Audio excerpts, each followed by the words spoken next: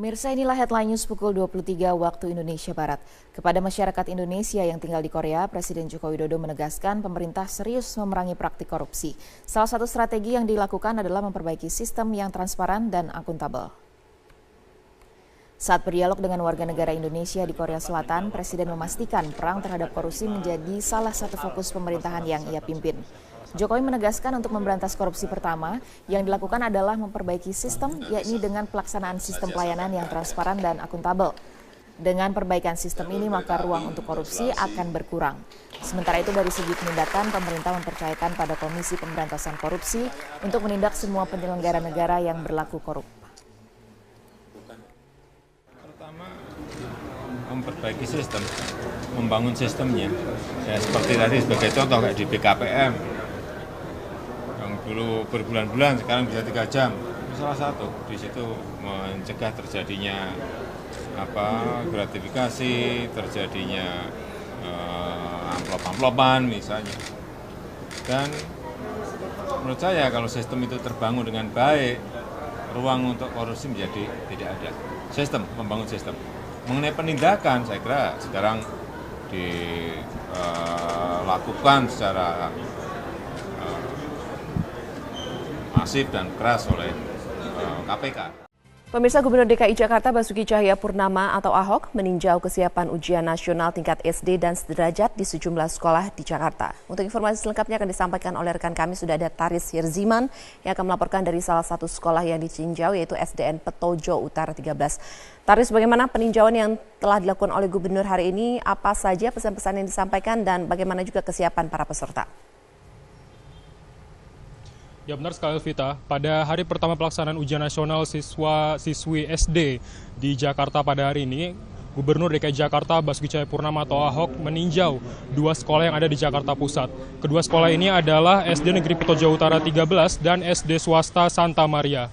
Dalam peninjauan kali ini, Ahok juga didampingi oleh jajaran pemerintahan Provinsi DKI Jakarta, diantaranya adalah Kepala Dinas Pendidikan dan Kebudayaan DKI Jakarta, Sopan Adrianto, serta Wali Kota Jakarta Pusat, Mangara Pardede.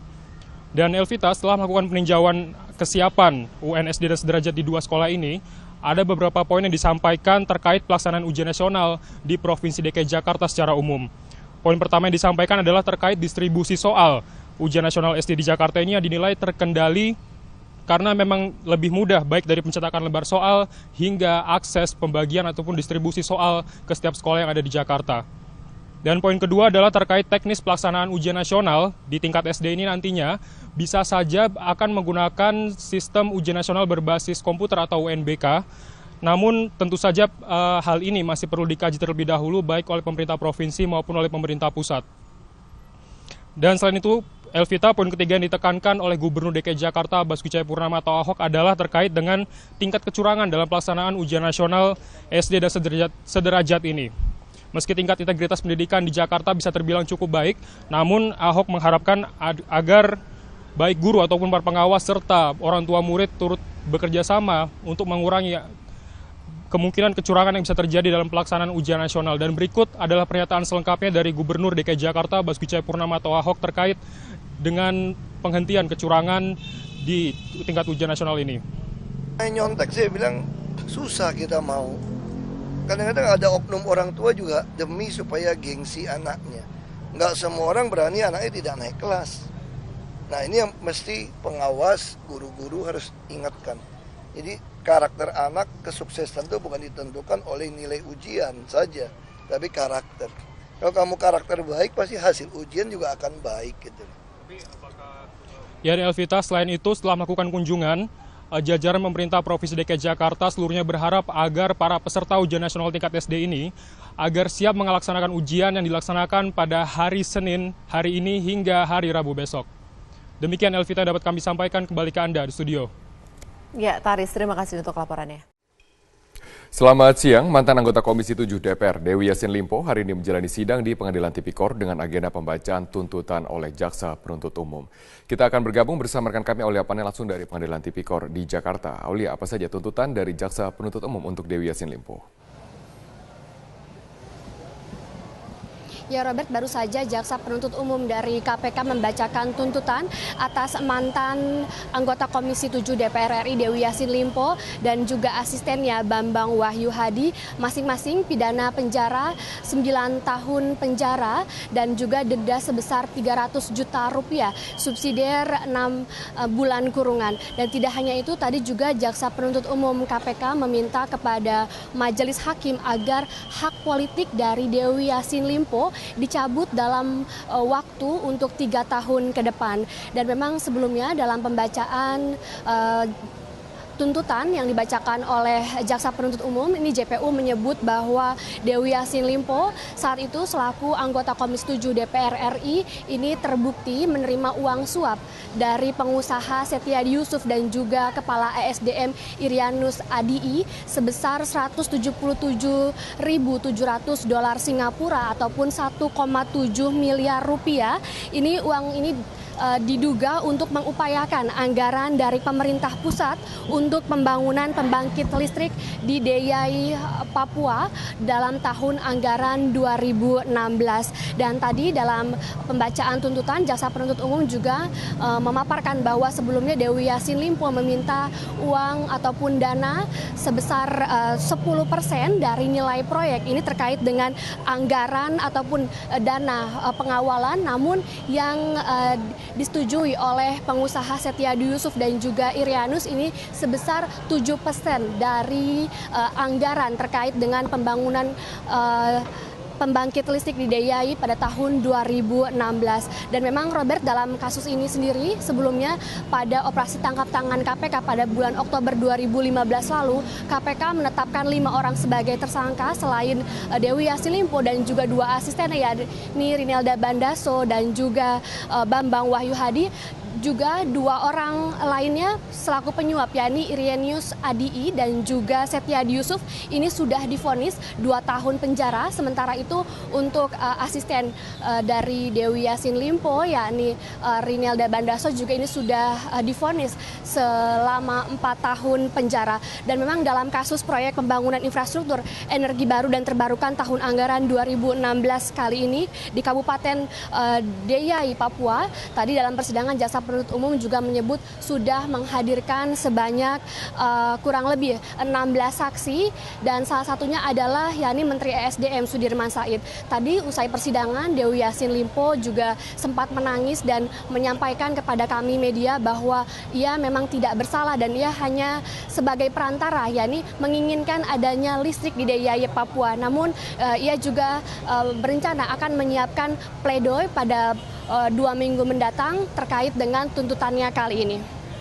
Untuk sementara, Robert, informasi yang dapat kami sampaikan, kembali ke Anda di studio. Baik, terima kasih Aulia Pane atas informasi Anda langsung dari Pengadilan Tipikor di Jakarta. Setelah melakukan penyisiran sejak tadi malam, tim gabungan menemukan 1 korban meninggal dalam musibah banjir bandang air terjun 2 warna di Sibolangit. Andika Bakti akan menyampaikan informasi selengkapnya langsung dari Deli Serdang, Sumatera Utara. Andika, apakah korban yang meninggal dunia sudah teridentifikasi? Elvita, sejauh ini memang masih ada 1 korban meninggal dunia yang ditemukan, namun hingga saat ini korban meninggal tersebut belum diidentifikasi karena para pengunjung yang ada di sini, kemudian tim SAR sendiri juga tidak menemukan kartu identitas dari korban meninggal dunia ini. Dan saat ini korban meninggal masih ditempatkan di posko informasi air terjun 2 warna di Sibolangit, Kabupaten Deli Serdang ini. Dan rencananya jika sampai siang ataupun menjelang sore nanti korban meninggal ini belum juga berhasil, maka jenazah akan dibawa ke rumah Kota Medan. Jadi bagi siapapun ataupun pihak keluarga yang merasa kehilangan anggota keluarganya dalam hal ini pergi mengunjungi air terjun 2 warna di Sibolangit, maka dapat langsung datang ke Rumah Sakit Adam Malik di Kota Medan untuk mengetahui apakah korban yang ditemukan ini merupakan anggota dari keluarganya.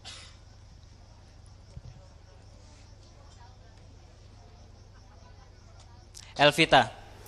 Ya, Andika, lalu ada berapa jumlah korban yang hingga kini masih dinyatakan hilang? Berdasarkan data yang kami terima dari Posko Informasi Air Terjun Dua Warna ini, ada sebanyak 21 orang yang dinyatakan hilang. Dan dari 21 orang ini, 19 diantaranya merupakan mahasiswa yang berasal dari Stikes Flora Sunggal dan juga Universitas Muhammadiyah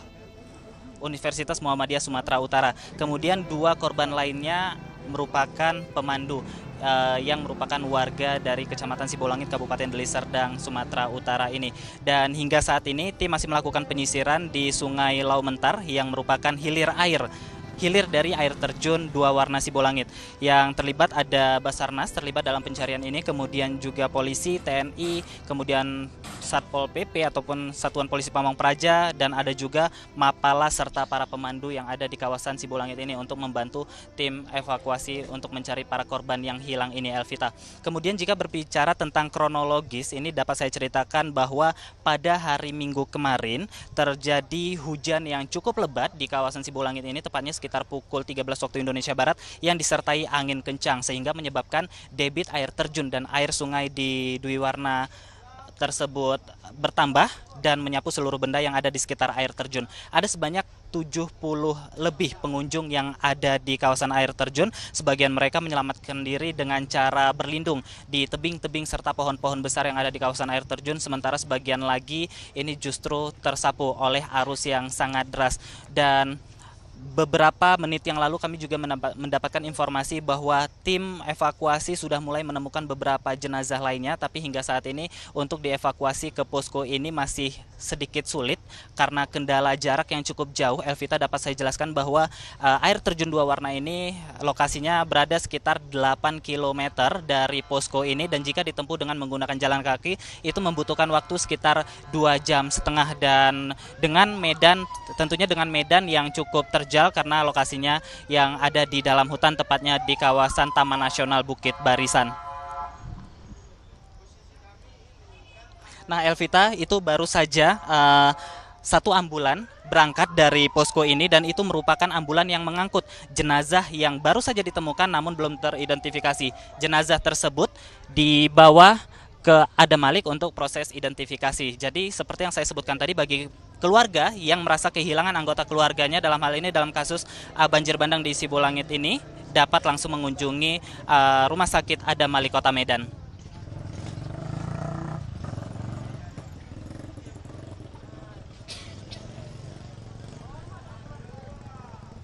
Elvita. Ya, Andika, terima kasih untuk laporannya.